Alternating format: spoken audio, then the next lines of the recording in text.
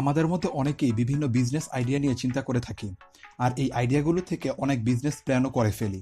তার পাশাপাশি এই প্ল্যানগুলো আমরা গ্রো করতে থাকি, কিন্তু কোনোদিনও কি চিন্তা করি কিভাবে তা থেকে আমরা একটি বিজনেস স্টার্ট করতে পারি? যদি প্রশ্নটির উত্তর না হয়, তবে এই ভিডিওটি আপনাদেরই জন্য, কেননা আজকের এই ভিডিওতে আমি আপনাদের বলবো কিভাবে একটি বিজনেস স্টার্ট করা যায়। এ সম্পর্কে 5টি টিপস বলবো, যা আমার নিজের এক্সপিরিয়েন্স থেকে আমি জানতে পেরেছি। তো চলুন ভিডিওটি শুরু করি। প্রথম যে টিপটি রয়েছে তা হলো রিসার্চ। এটি একেবারে বেসিক একটি রুল, কারণ কোনো বিজনেস শুরু করতে হলে অবশ্যই সেই বিজনেস সম্পর্কে রিসার্চ করতে হবে। একটি উদাহরণ দেওয়া যাক। ধরে নিন আপনি একটি অনলাইন বিজনেস শুরু করতে চাচ্ছেন। তার জন্য আপনাকে বিভিন্ন জিনিস জানতে হবে, লাইক আপনার প্রোডাক্টের ডিমান্ড, আপনার কাস্টমার্স এবং আপনার কম্পিটিশন সম্পর্কে। আর এই সকল বিষয় জানার জন্য প্রয়োজন রিসার্চ। তাই রিসার্চ হলো বিজনেস স্টার্ট করার প্রাথমিক ধাপ। দ্বিতীয় যে টিপটি রয়েছে তা হলো নলেজ অ্যাবাউট ইউর প্রোডাক্ট।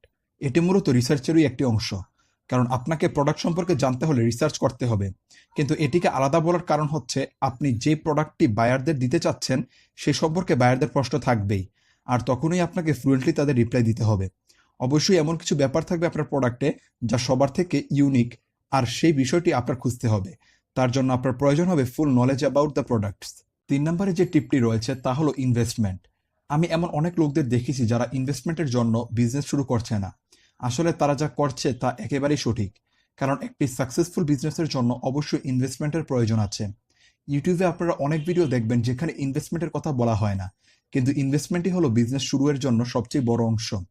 আপনার যদি কোনো প্রোডাক্ট কিনতে হয় তবে ইনভেস্ট করতেই হবে, কিন্তু আমি মনে করি নতুন বিজনেসের ক্ষেত্রে কম ইনভেস্ট করাটাই ভালো। চতুর্থ টিপটি শুধুমাত্র তাদের জন্য যাদের অনলাইন বিজনেস ওয়েব পেজ আছে, আর সেটি হলো the design of your web page. আপনি যদি অনলাইন ওয়েব পেজের মাধ্যমে বিজনেস করে থাকেন, তাহলে আপনি সেই ওয়েব পেজের কাস্টমাইজেশন অ্যান্ড ডিজাইন কাজে লাগিয়ে মানুষের আকর্ষণ গ্র্যাব করতে পারবেন, কেননা মানুষ সবসময় পরিপাটি এবং সহজলভ্য জিনিস পছন্দ করে। তাই আপনি যদি আপনার ওয়েব পেজে অনেক সহজলভ্য ফিচার্স দিয়ে ডেভেলপ করতে পারেন, তাহলে সেটি আপনার জন্য অনেক বড় প্লাস পয়েন্ট হবে। Last but not the least tip is talk to people. অর্থাৎ আপনাকে মানুষের সাথে বেশি বেশি কথা বলতে হবে। এর সহজ মানে হলো আপনাকে কমিউনিকেশন ডেভেলপ করতে হবে। আপনি আপনার বিজনেস রিলেটেড বিভিন্ন ওয়েব পেজ ঘুরে আসতে পারেন, সেখানে থাকা মানুষের সাথে কমেন্টে কথা বলতে পারেন। এমনকি আপনি চাইলে আপনার আশেপাশের সকলের সাথে বিভিন্ন আইডিয়া শেয়ার করতে পারেন, কারণ তাদের সাথে কথা বলতে বলতে হয়তো আরও ভালো কোনো আইডিয়া পেয়ে যেতে পারবেন। আর সর্বশেষ যে কথাটি দিয়ে আমি শেষ করব সেটি হচ্ছে, সকল মানুষের কাছ থেকে কিছু না কিছু শেখার আছে। এই ছিল আমার নিজের এক্সপিরিয়েন্স থেকে জানা 5টি টিপস। যদি এই টিপসগুলো থেকে কিছুমাত্র হলেও আপনার হেল্প হয়ে থাকে, বা কিছুমাত্র হলেও নতুন কিছু জেনে থাকেন, তাহলে শেয়ার করে অন্যকে জানিয়ে দিতে পারেন। আর ভিডিওটি ভালো লাগলে লাইক দিতে ভুলবেন না।